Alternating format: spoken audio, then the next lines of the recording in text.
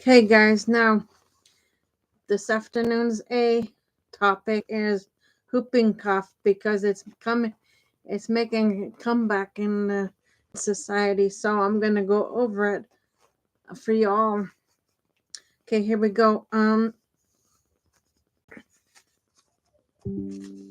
Whooping cough, also known as pertussis, is a highly contagious respiratory disease caused by the Bordella pertussis bacteria.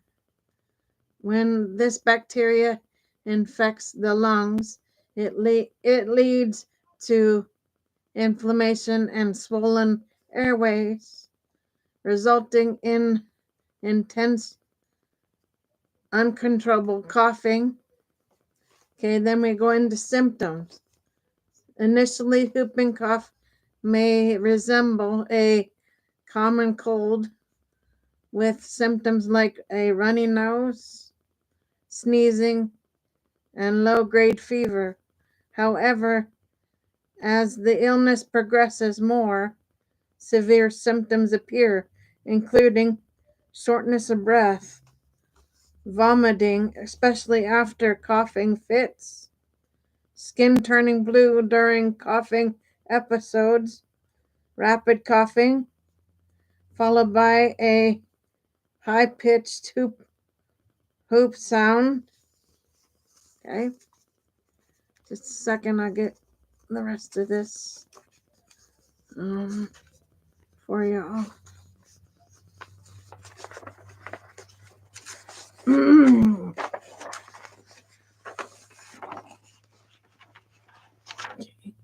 Choking spells, particularly in babies, um, causes and risk factors.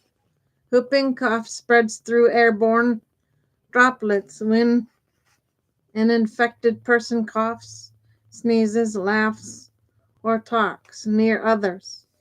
The biggest risk factor includes living with an infected person, not being vaccinated, infants under 2 months old who are too young for the vaccination, babies under 12 months who are at high risk for complications like pneumonia. Okay, then you go into diagnosis. Since whooping cough mimics other respiratory illnesses, doctors may use nose or throat cultures to detect the bacteria. Okay, hold on. Switch paper.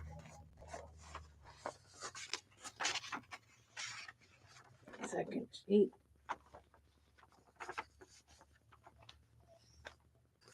Okay, polymers, polymers chain reaction, or PCR, testing to identify bacteria DNA. Blood tests to check for infection markers. Chest x-rays to detect pneumonia. Then you go down to treatments. Antibiotics like erythromycin,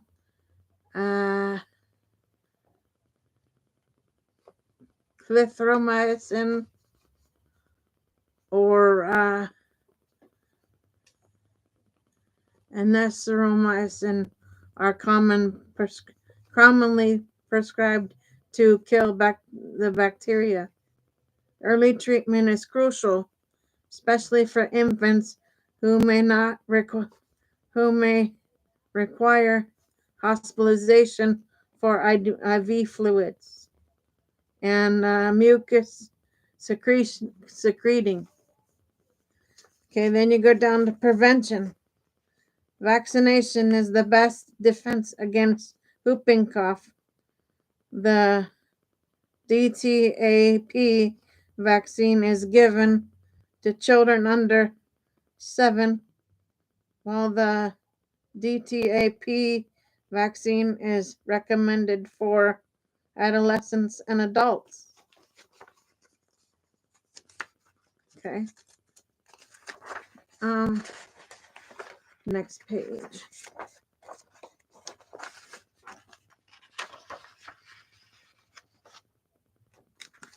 Pregnant women are advised to receive the D D D T TDAP shot between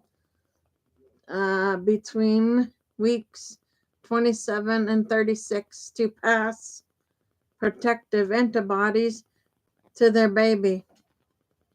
Whooping cough and the common cold share some early symptoms, but they become very different as the illness progresses. Similarities. Okay. In early stages, both whooping cough and the common cold can cause runny nose, sneezing, mild fever, general fatigue, sore throat sometimes. Okay, now we're going to go down to the differences. Okay.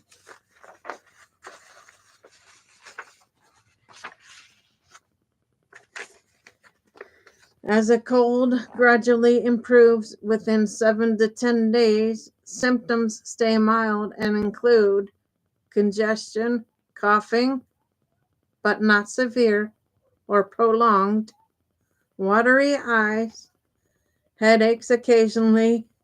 However, whooping cough worsens after 1 or 2 weeks, leading to severe uncontrollable coughing fits, shortness of breath, vomiting due to intense coughing, blue lips or face during coughing episodes, a distinct whooping sound after coughing. Unlike a cold, whooping cough can last for weeks or months and may require medical intervention. It is especially dangerous for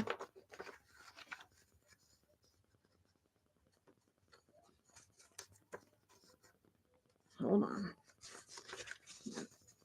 Get these apart.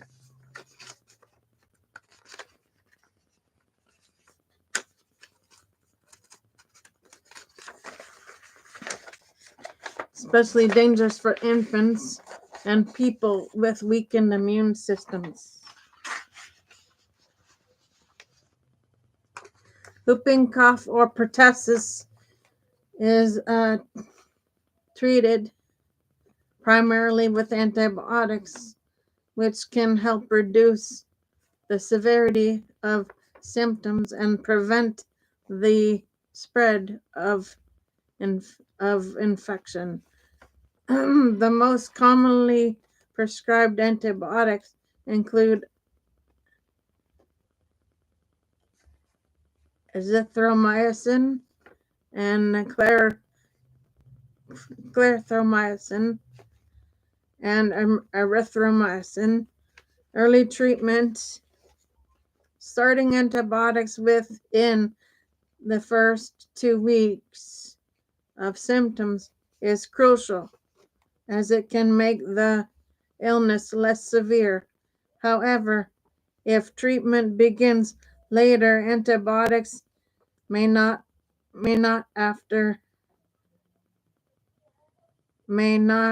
alter the course of the disease, but can still help prevent transmission. Hospital care. Okay, folks, we're down to hospital care.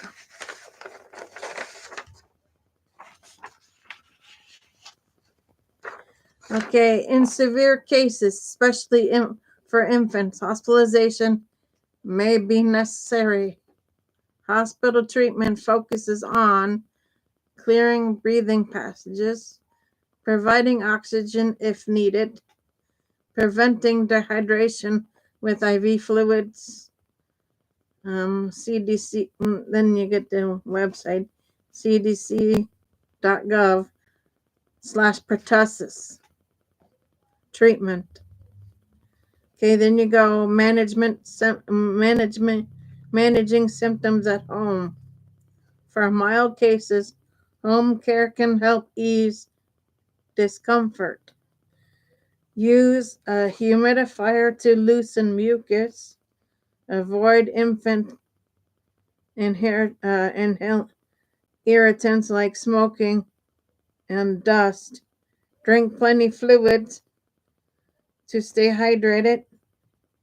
Eat small meals to prevent vomiting after coughing fits. Okay, that's it for A. I'll be back on shortly with B. Give me a little bit, please, for B, and I'll be back on with you. For now, Gator Wellness, take care, folks.